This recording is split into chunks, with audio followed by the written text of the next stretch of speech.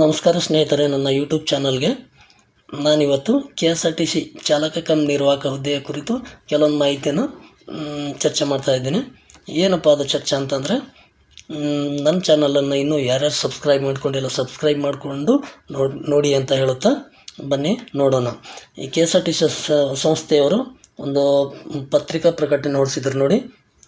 ಇಲ್ಲಿ ನೋಡಿ, ಡೇಟು 27/2/2024 ಪತ್ರಿಕಾ ಪ್ರಕಟಣೆ.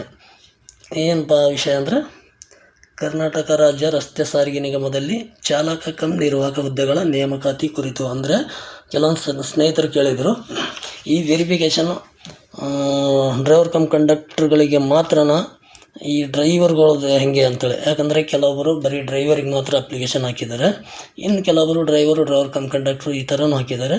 ಡ್ರೈವರ್ದು ಏನು ಕತೆ ಅಂಥೇಳಿ ಅವರು ಇನ್ನೂ ಅದ್ರ ಬಗ್ಗೆ ಯಾವುದೇ ಮಾಹಿತಿ ಕೊಟ್ಟಿಲ್ಲ, ಯಾವುದು ಮಾಹಿತಿಯಲ್ಲಿ ಸಿಗ್ತಾ ಇಲ್ಲ. ನೋಡೋಣ, 3ನೇ ತಾರೀಕಿಗೆ ವೆಬ್ಸೈಟ್ ಓಪನ್ ಆಗುತ್ತೆ ಅಂತ ಹೇಳ್ತಾರೆ. ಆ ವೆಬ್ಸೈಟಲ್ಲಿ ಏನಾದರೂ ಮಾಹಿತಿ ಸಿಕ್ಕರೆ ತಕ್ಷಣ ನಿಮ್ಗೆ ತಿಳಿಸ್ತೀನಿ. ಅವರು ಪತ್ರಿಕಾ ಪ್ರಕಟಣೆಯಲ್ಲಿ ತಿಳಿಸಿದ ಹಾಗೆ ಚಾಲಕ ಕಮ್ ನಿರ್ವಾಹಕ ಹುದ್ದೆಯ ದಾಖಲಾತಿ ಪರಿಶೀಲನೆ ಅಂತ ಕೊಟ್ಟಿರ್ತಾರೆ. ಡ್ರೈವರ್ಗಳ ಪರಿಶೀಲನೆ ಬಗ್ಗೆ ಯಾವುದೇ ಮಾಹಿತಿ ಸಿಕ್ಕಿಲ್ಲ. ನೋಡೋಣ. 2020ರಲ್ಲಿ ನೋಟಿಫಿಕೇಷನ್ ಮಾಡಿದಾಗ 2045 ಪೋಸ್ಟ್ ಇದ್ದವು.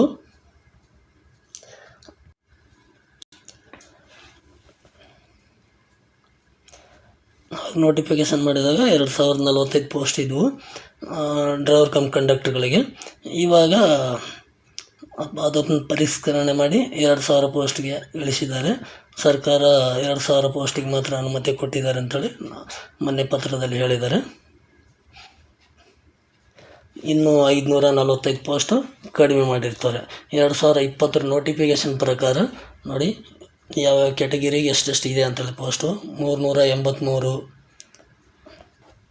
ಪರಿಶಿಷ್ಟ ಜಾತಿ ಪರಿಶಿಷ್ಟ ಪಂಗಡ 77, category 1 102, second A 381, third B 100, third A 102, third B 126 ಮತ್ತು ಜನರಲ್ ಬಂದು 1274. ಟೋಟಲು 2545 ಪೋಸ್ಟ್ಗಳು ಇದ್ದವು. ಇವಾಗ ಅವನ್ನು ಪರಿಷ್ಕರಣೆ ಮಾಡಿ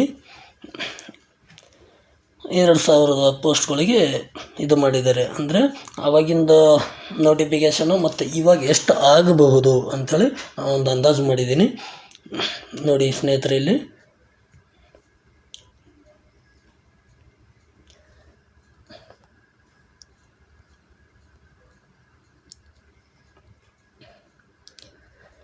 ಆವಾಗ SC ಅವರಿಗೆ 15% ಮೀಸಲಾತಿ ಇತ್ತು, ST ಅವರಿಗೆ 3% ಮೀಸಲಾತಿ ಇತ್ತು, ಕ್ಯಾಟಗರಿ 1 ಅವರಿಗೆ 4%, ಸೆಕೆಂಡ್ A ಅವರಿಗೆ 15%, ಸೆಕೆಂಡ್ B ಅವರಿಗೆ 4%, ಥರ್ಡ್ A ಅವರಿಗೆ 4%, ಥರ್ಡ್ B ಅವರಿಗೆ 5%, ಜನರಲ್ ಅವರಿಗೆ 50% ಮೀಸಲಾತಿ ಇತ್ತು. ಅದೇ ಮೀಸಲಾತಿ ಪ್ರಕಾರ ನಡೆಯುತ್ತೆ ಅಂತೇಳಿ ಈ ಪತ್ರದಲ್ಲಿ ಹೇಳಿರ್ತಾರೆ. ಅದೇ ಮೀಸಲಾತಿ ಪ್ರಕಾರ ನಡೆದ್ರೆ ಇವಾಗ 2000 ಪೋಸ್ಟಲ್ಲಿ ಯಾವ್ಯಾವ ಕ್ಯಾಟಗಿರಿಗೆ ಎಷ್ಟೆಷ್ಟು ಪೋಸ್ಟ್ ಆಗ್ಬೋದು ಅಂಥೇಳಿ ನಾವಿಲ್ಲಿ ನೋಡ್ಕೊಳ್ಳೋಣ. ನೋಡಿ, SC ಪೋಸ್ಟಿಗೆ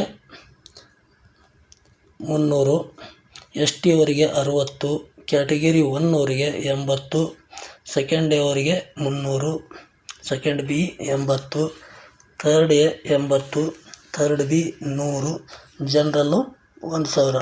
ಟೋಟಲ್ ಪೋಸ್ಟ್ಗಳು 2000 ಆಗಿಬಿಡ್ತವೆ. ಈ ರೀತಿ ಆಗ್ಬೋದು. ಕ್ಯಾಟಗರಿ ವೈಸ್ ಇಷ್ಟಿಷ್ಟು ಪೋಸ್ಟ್ ಸಿಗ್ಬೋದು ಅಂಥೇಳಿ ಒಂದು ಅಂದಾಜು ಮಾಡಿದ್ದೀನಿ. ಅವಾಗಿಂತಲೂ ಇವಾಗ 545 ಪೋಸ್ಟು ಕಡಿಮೆ ಆಯಿತು. ಆದ್ದರಿಂದ ನಾವುಗಳು ಈ ಹುದ್ದೆಯನ್ನು ಹೆಂಗಾದರೂ ಪಡಿಲೇಬೇಕಂತೇಳಿ ಭಾಳ ಪ್ರಯತ್ನ ಮಾಡ್ತಾ ಇರ್ತೀವಲ್ವ. ಅದಕ್ಕೋಸ್ಕರ ನಾವು ಏನು ಅಪ್ಲಿಕೇಶನ್ ಹಾಕೋ ಟೈಮಲ್ಲಿ ಏನೇನು ಡಾಕ್ಯುಮೆಂಟ್ಸ್ಗಳು ಇದು ಮಾಡಿದ್ವು ಅವೆಲ್ಲ ನೀಟಾಗಿ ಕರೆಕ್ಟಾಗಿ ತಂದು ವೆರಿಫಿಕೇಷನ್ ಮಾಡಿಕೊಂಡು, ಅಂದರೆ ವ್ಯಾಲಿಡಿಟಿ ಇರತಕ್ಕಂಥ ಸರ್ಟಿಫಿಕೇಟ್ಗಳು ವ್ಯಾಲಿಡಿಟಿ ಮುಗಿದಿವು ಮುಂಚೆದು, ಅವು ಎರಡನ್ನೂ ತಂದು ವೆರಿಫಿಕೇಷನ್ ಮಾಡಿಕೊಂಡು ವೆರಿಫಿಕೇಷನಲ್ಲಿ ಪಾಸ್ ಆಗ್ರಿ ಅಂತ ಹೇಳ್ತಾ. ಮತ್ತು ಹೈಟು 163 ಸೆಂಟಿಮೀಟ್ರ್ ಹೈಟ್ ಇರಬೇಕು, 55 kg ತೂಕ ಇರಬೇಕು.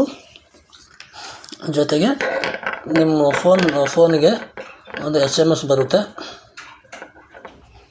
ನಿಮ್ಮ ಫೋನಿಗೆ ಒಂದು SMS ಬರುತ್ತೆ. SMS ಬಂದ ತಕ್ಷಣ ನೀವು ಹಾಲ್ ಟಿಕೆಟು ಡೌನ್ಲೋಡ್ ಮಾಡ್ಕೋಬೋದು.